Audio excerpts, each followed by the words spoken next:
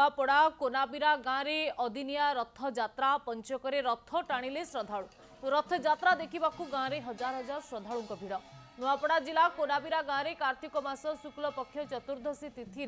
रीतिनीति अनुसार रथ यात्रा तीन ठाकुर को छेरापहरा पहंडी विजे कर रथारूढ़ कर लोके रथ टाणी अदिनिया रथ यात्रा देखा गाँव में हजार हजार श्रद्धालु भिड़ जमी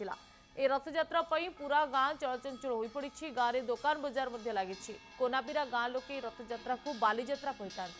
गाँ लोकों विश्वास अच्छे अनेक वर्ष तले कोनाबिरा जगन्नाथ मंदिर पूजक कालिया माझी स्वप्न निजे महाप्रभु आसी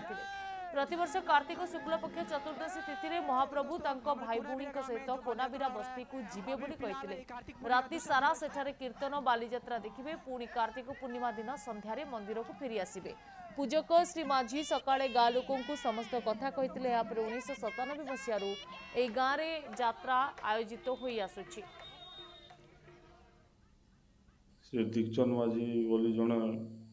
आमर जगन्नाथ मंदिर पूजक थे भगवान स्वप्न है जे बालीजात्रा बोलिक गोटे पर्व हवा से पर्व कार्तिक पूर्णिमा दिन मते रथारूढ़ करी माने टणा जीवा और सेकेंड दिन पुणी मंदिर को प्रत्यावर्तन करी बोलिक एंता ही प्रकार स्वप्न है